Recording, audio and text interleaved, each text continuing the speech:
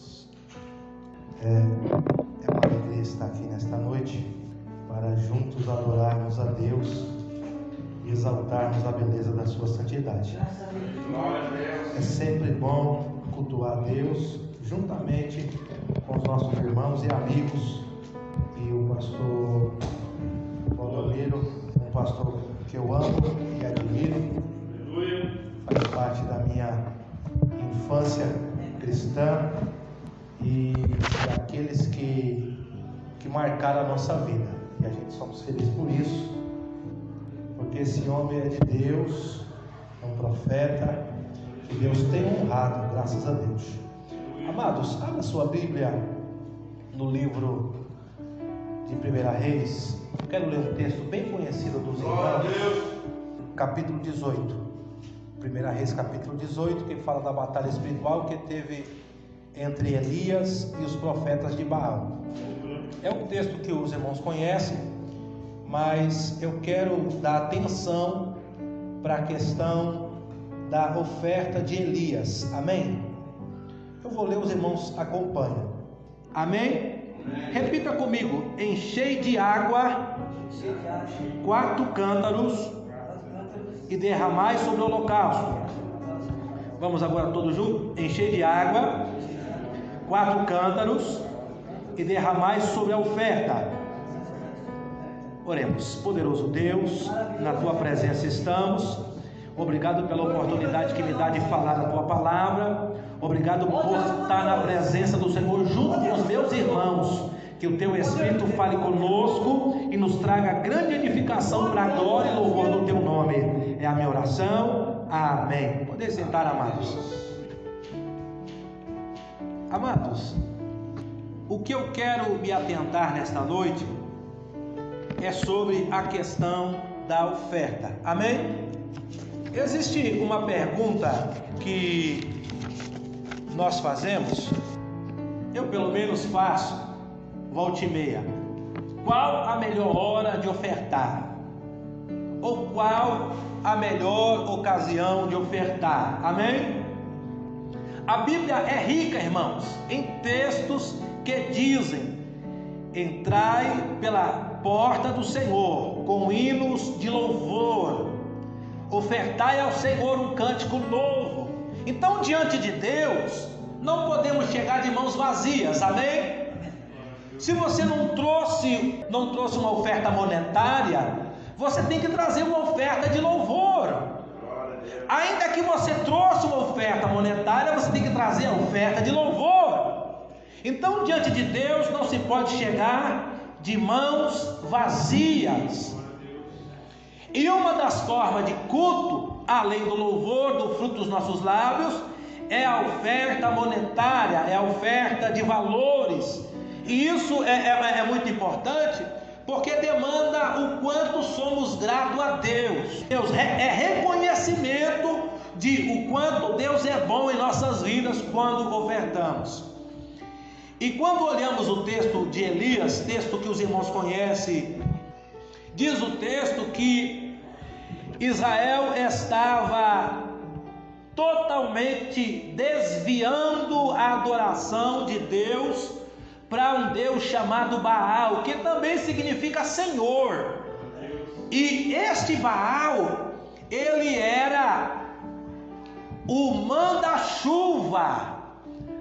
Baal era o Deus que mandava chuva, e a deusa chamada Acera era chamada a esposa de Baal, ela que dava fertilidade às plantações. Então Baal mandava chuva e Acera fazia crescer os alimentos. E Israel começou a fazer deste Deus mais popular do que o Senhor.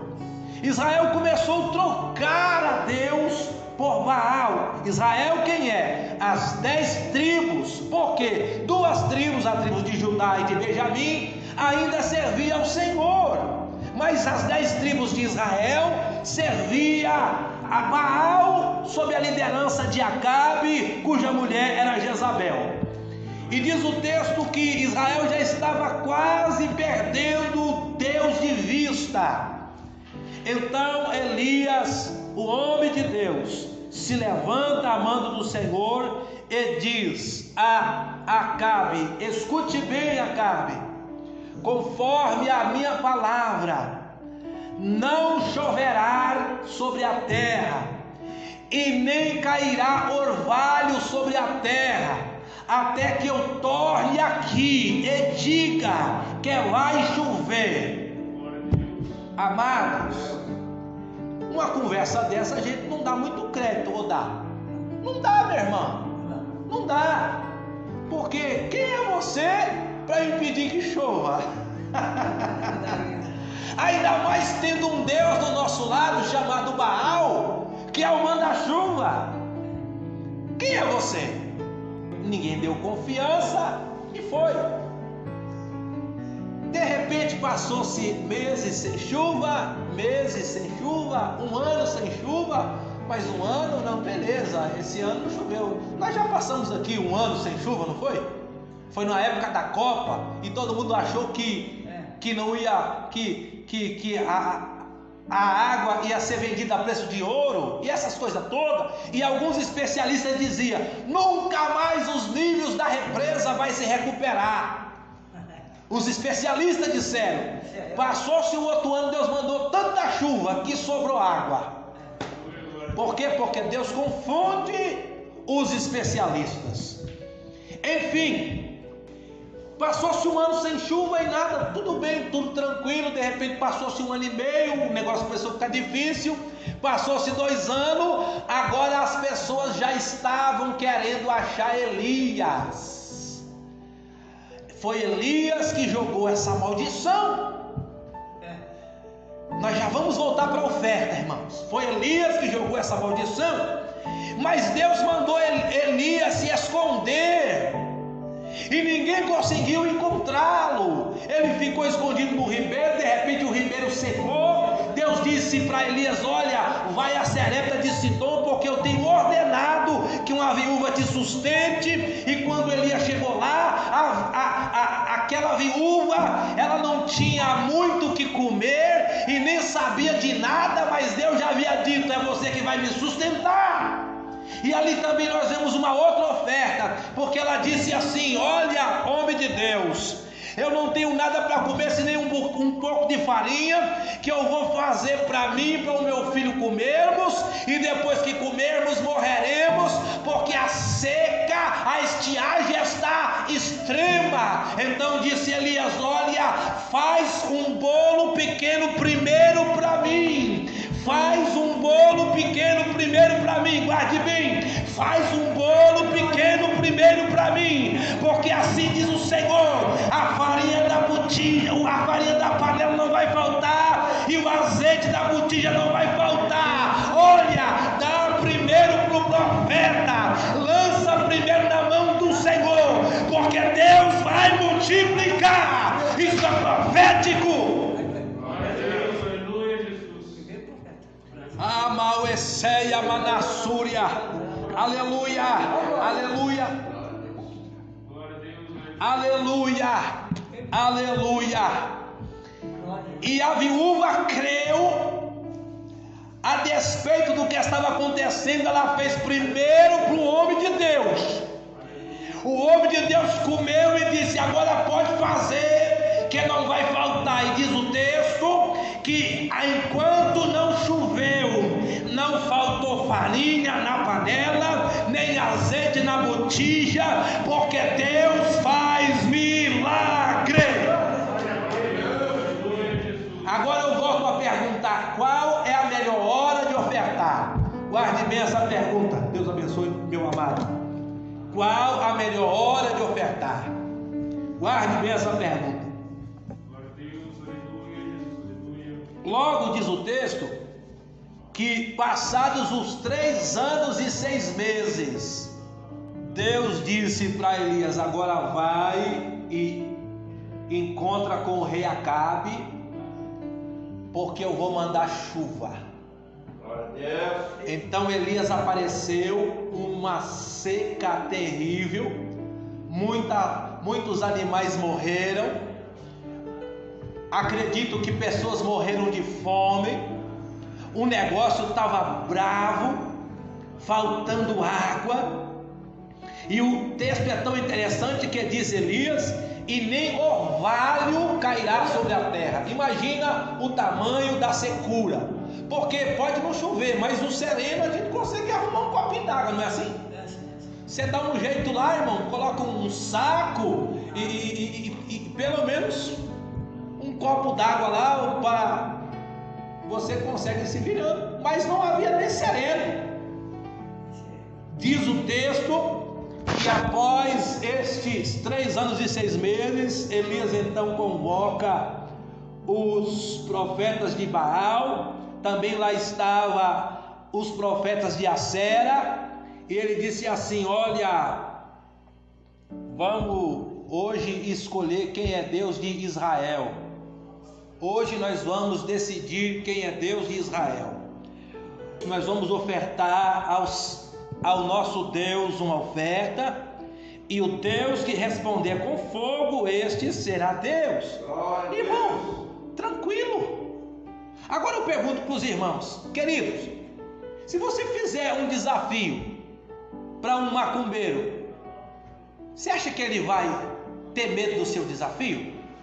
Não, porque ele confia no demônio. Ele confia no demônio. Será que um bruxo vai ter medo do seu desafio? Eu acho que não. Ele tem certeza no demônio que ele serve. Então os profetas de Baal, tranquilo, Baal dá conta. Baal dá conta. Mas acontece que só há um Senhor, só há um Deus. Glória a Deus. Diz o texto então que eles fizeram as suas ofertas, clamaram, oraram, eles se cortavam, porque era costume deles. E então Elias começou a ofendê-los com palavras, dizendo: olha, clama mais alto, versículo 27, talvez ele não está escutando. Elias começou a ofendê-los, mas diz o texto na oração de Elias, que ele disse: olha Deus, tudo isso que eu fiz, foi porque o Senhor mandou eu fazer. Tudo que eu fiz porque o Senhor mandou. Tem gente desafiando o diabo sem o Senhor mandar. Tem gente fazendo afronta sem que o Senhor mande. Mas tudo que Elias fez é conforme a palavra do Senhor. Olha o que ele diz aqui, versículo 36: manifesta-se hoje, ó Deus, que tu és Deus, e que sou teu servo, e conforme a tua palavra fiz todas essas coisas. Tudo que eu fiz, inclusive ofender esses adoradores de Baal, foi porque o Senhor mandou. O Senhor mandou. Eu sou servo. Mas vamos entrar na questão da oferta, irmãos. Quando chegou a vez de Elias ofertar, lá estava o cordeiro, o bezerro. Diz o texto que ele organizou, levantou o altar do Senhor que estava quebrado. O altar do Senhor não era mais usado, só era usado o altar de Baal. O altar do Senhor foi derrubado, perdeu a validade. Então Elias coloca no lugar o altar do Senhor, põe no lugar e coloca em ordem, porque havia uma ordem, havia uma forma de ofertar, irmãos. A casa do Senhor é com ordem, é com decência. As ofertas também é com ordem, é com decência. Há modelos de oferta, há formas de oferta. A Bíblia nos ensina como ofertar, como fazer. E eu quero dizer uma coisa: Jesus ensinou sobre a oferta e disse assim: quando a tua mão direita dá, a esquerda não deve saber. Quando a mão esquerda dá, a direita não deve saber. Olha, não toque trombeta sobre as ofertas que vocês fazem. Então existe uma forma de ofertar, existem formas e maneiras. gente que não é abençoado porque está ofertando errado. Vou dar uma cesta básica aqui para o pastor, chega aqui com o celularzão, aqui ó, a cesta básica, joga na rede social e está dizendo: olha como eu sou caridoso. Ei, não é assim que se oferta, não.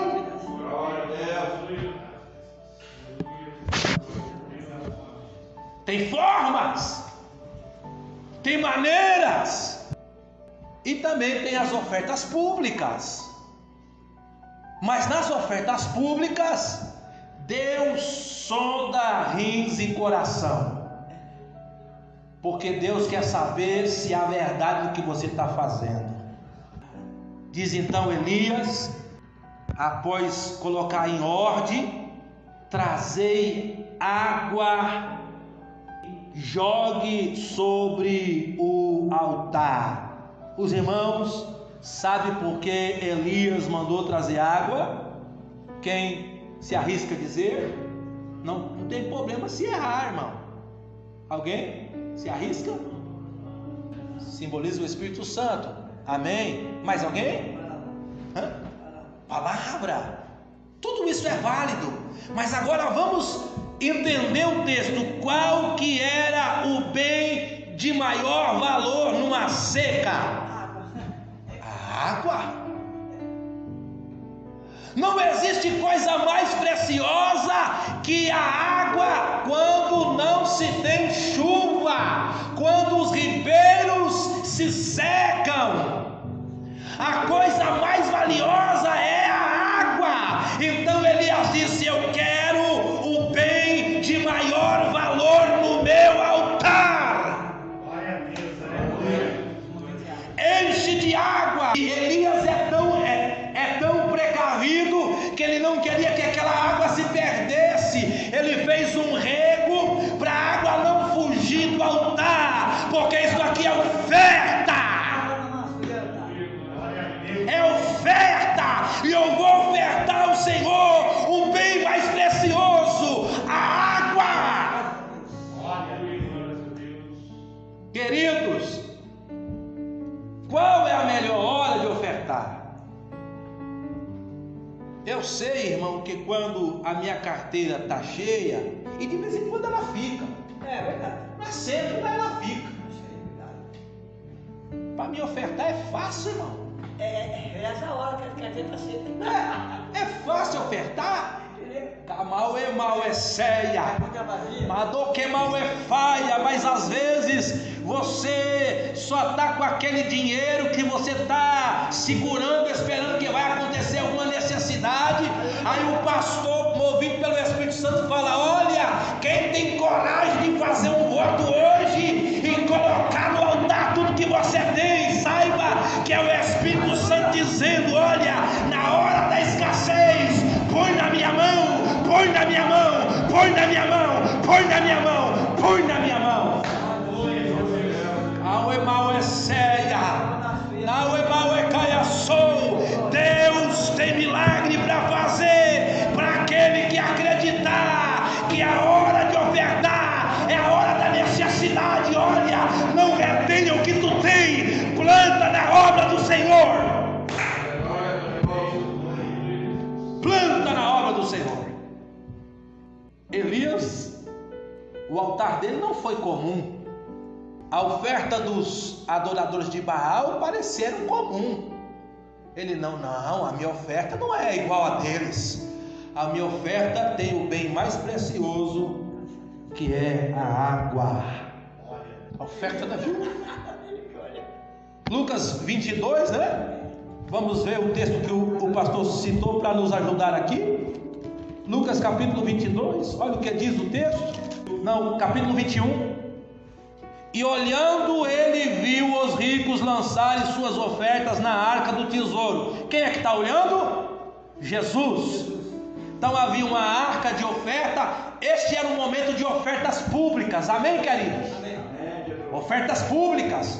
Então chegavam as pessoas com os ricos, diz o texto, lançando suas ofertas na arca do tesouro. E viu também uma pobre viúva lançar ali 2 pequenas moedas. E sabe o que eu acho interessante? É que tem gente que pensa que Deus não olha para o dinheiro. Tem gente que pensa que Deus não olha para o dinheiro. Deus não olha para o dinheiro, Deus olha para a oferta. O dinheiro é oferta? Então eu vou olhar para a sua oferta. Ah, o louvor é oferta, então eu vou olhar para o seu louvor. A sua ajuda aqui, a sua mão de obra é oferta? É. Então eu vou olhar para a sua mão de obra. Eu vou olhar para o que você está ofertando. E se naquele momento o dinheiro era oferta, Jesus olhou. E Ele olha até agora. Ele não para de olhar para as ofertas que lançamos diante dele. E diz o texto que ele também olhou para a pobre viúva, lançando 2 pequenas moedas, como nosso pastor Valdomiro nos ajudou aqui. E ele então disse: em verdade vos digo, que lançou mais do que todos esta pobre viúva. Irmão, que matemática que é essa? Ela só jogou 2 moedas, pequenas moedas, mas Jesus está dizendo: em verdade eu vos digo, em verdade eu falo, esta mulher lançou mais do que todos, porque todos deram como oferta a Deus o que sobrava, mas esta da sua pobreza deu todo o sustento que tinha. Glória a Deus. Irmãos, qual é a melhor hora de ofertar? Glória a Deus. Irmãos, lembra da multiplicação dos pães? Irmão, quem em sã consciência ia dar os seus pãezinhos para uma grande multidão daquela? Não tem como. Preste bem atenção. Às vezes isso é matemática familiar. Isso você está na rua, aí você está comendo um salgado, aí você lembra: rapaz, bem que eu poderia levar um salgado para os meus filhos. Aí você fala: mas eu não tenho para dar para todos. E tem uns sobrinhos lá no quintal que vai ver também, vai querer. Aí a matemática é essa: então não vou levar para ninguém. Não é assim? Não vai dar para todos, então não vou levar para ninguém. Mas quando você coloca na mão de Jesus o pouco que você tem, Jesus multiplica, Jesus faz render, Jesus faz aumentar. Põe na mão de Jesus. Não tenha medo de ofertar. Deus está dizendo para você: não tenha medo de lançar, não tenha medo de dizimar, não tenha medo de colocar no altar, não tenha medo de lançar na salva. Jesus é poderoso para multiplicar. Aleluia. Eu lembro uma vez que eu estava passando um momento difícil, de falta de dinheiro. Era Deus me provando, amém? Deus me provando. E eu saí da igreja e eu tinha R$30 no meu bolso. E eu estava tão provado que eu estava indo para casa lá do Pouso Alegre ao Parque Vitória, uns 40 minutos. E eu, toda hora eu passava a mão assim no bolso para ver se os 30 estavam lá. Aí eu andava assim, daqui a pouco eu passava a mão assim, tá aqui. Aí eu andava a mão um pouco, passava a mão, cara, no bolso, tá aqui. Com medo de me faltar aquele dinheiro. Mas R$30 ia resolver minha vida, irmão? Não resolve minha vida. R$300 hoje resolve a vida de alguém? Não. Dependendo, não paga nenhuma conta. Dependendo da situação. E eu ali provado, angustiado, E no meio do caminho, Deus começou a trabalhar no meu coração. Deus começou a conversar comigo, trazer bons pensamentos. Eu comecei a pensar sobre aquilo, e eu comecei a entender que eu estava errado em ter medo de perder aquele dinheiro. E Deus começou a falar em meus pensamentos, em minha mente, em meu coração. Eu comecei, é mesmo, Jesus, eu estou errado, estou adorando o dinheiro, estou adorando os recursos naturais. E comecei a conversar com Deus, e comecei a me arrepender daquilo. Isso tudo durante o caminho, amém, irmãos? Amém, Jesus. De repente me veio um pensamento de Deus na minha mente assim: e se você perder esses 30 reais? Eu falei assim: amém, Jesus, vou confiar no Senhor. Amém? Amém, Jesus. Quando eu disse amém para Jesus, eu andei um pouco e coloquei a mão no bolso. Cadê os 30 reais? Sumiu os 30 reais. Glória a Deus. Sabe o que Deus estava me dizendo? Fé é praticar. Não adianta eu dizer que eu vou fazer se eu não faço.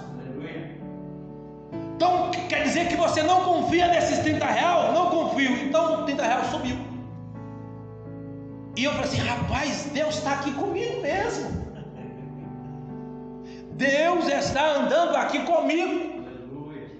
Para encerrar o texto, diz o texto em 2 Samuel capítulo 23. Se você quiser achar, só para a gente ler aqui, é importante esse texto e vai corroborar para o que estamos dizendo aqui. 2 Samuel capítulo 23, versículo 15 e 16. Neste contexto, Davi estava fugindo de Saul, amém?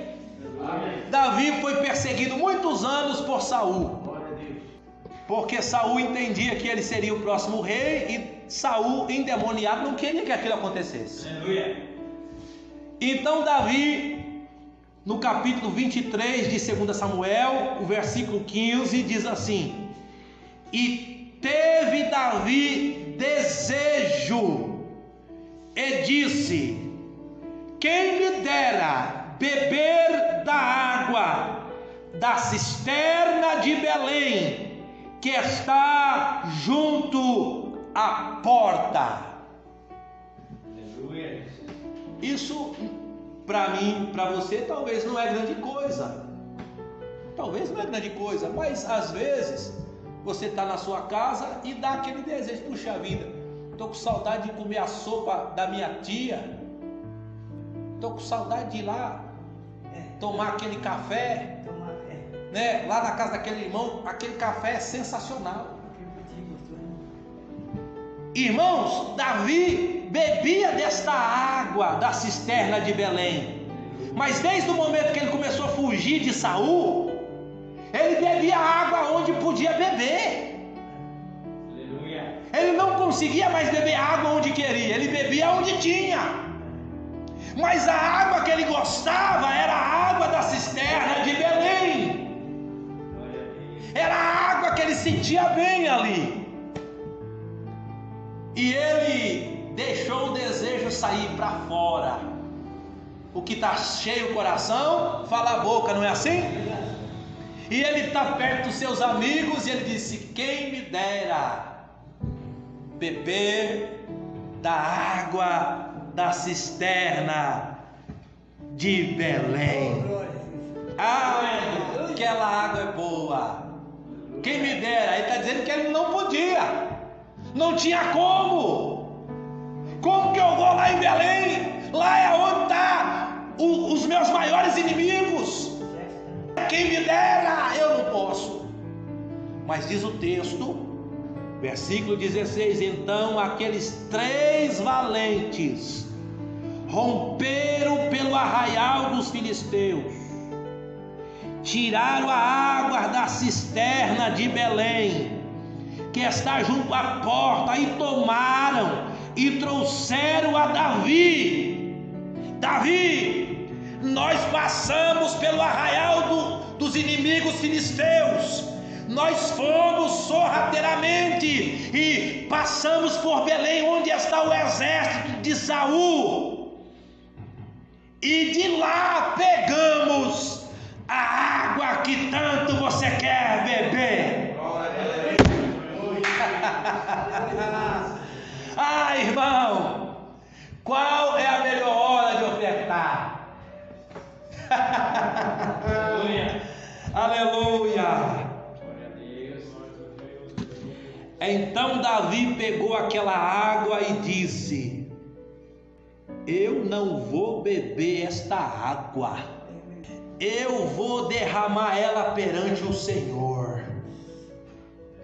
A água que eu tanto quis, que Deus deu na minha mão, a água que eu tanto quis e que Deus deu na minha mão, mas foi fruto de um sacrifício enorme.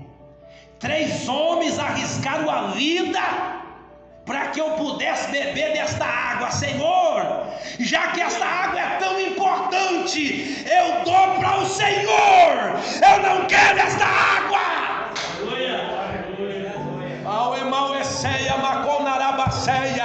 Eu não sei o que é importante para você, mas fui vontade de Deus. Que Deus nos abençoe e que o Espírito Santo continue falando em cada coração. Retorna nosso pastor e obrigado pela oportunidade, pastor.